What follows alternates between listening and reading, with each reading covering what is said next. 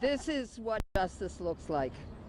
20 plus 3 years sentence handed down by Judge Burke this morning. Harvey Weinstein was sentenced to 23 years for sex crimes in his New York case, but it's not over yet for the disgraced movie producer. He still has his upcoming case right here in LA. So what happens next? We're joined by Access legal expert Alison Triessl to break it all down. Alison, first, what do you think about the 23-year sentence? Very predictable. Very predictable. He would have gotten more time if he would have testified, but I think the judge didn't max him out because he didn't testify. This was a predictable sentence. What do you think about the impact on the victims? What do you think that's going to be? You know, I've long said that this is what it says to them. Justice delayed is not justice denied. So they all can feel that this man, this titan, finally got justice. How long does extradition in cases typically take? So about 30 days. It's a really interesting procedure, and what the home court, meaning California, needs to do is they need to send a request to New York that they have a felony warrant for this individual. I guess Jackie Lacey has already done that right after the sentencing, so they will process it. Harvey can actually fight extradition. There really is no reason for him to do so because it's going to be denied. He's going to come. And so it's about a 30-day process, maybe a little longer. His defense, speaking of fighting, said they plan to appeal the sentencing. What do you think the odds are of his sentencing being reduced? Not good. I watched the trial.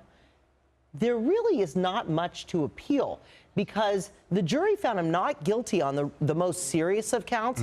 So, and most appellate courts aren't going to upset a jury finding, especially something like this where it looks like they really thought about it. It was a very thoughtful verdict. I don't think there was much that they could appeal. So where is he being held when he's here in LA? So he will be here and he will go to Twin Towers. Fun fact, Mario, do you know who his cellie may be? Oh, no. Robert Durst. Really? Robert Durst is what is it? Do they have a celebrity tower? Well, there's a medical ward at Twin Towers, and he will be at Twin Towers undoubtedly, and so is Robert Durst. Wow. Yeah. Interesting. They can talk about, you know, years gone by. Is he held in isolation, or is he in? They can't keep him in Gen Pop, right? They can't. He will be in general population, and on the medical ward there are older people, some who are infirm. I don't think they'll keep him alone in a cell. And remember, they don't want what happened to Jeffrey Epstein to happen here.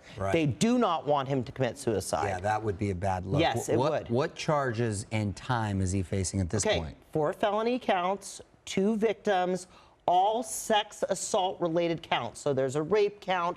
He is looking at a maximum of 28 years in prison if convicted on these charges. Do you think there'll be a huge difference between the New York trial and the LA trial? You know, the thing about courts in California is that we do allow for prior bad acts evidence. So if that means that alleged victims testify, even though they're outside of the statute of limitations, but can prove up similar MO, modus operandi, most courts are going to allow them in. So you're going to see perhaps a bunch of uncharged acts, these women coming in and testifying against him. That doesn't look good. It's not going to look good, and I'll tell you, you're going to see that more women are going to speak out, I believe. Thank you. So it was great to see you. Of course, good to see you.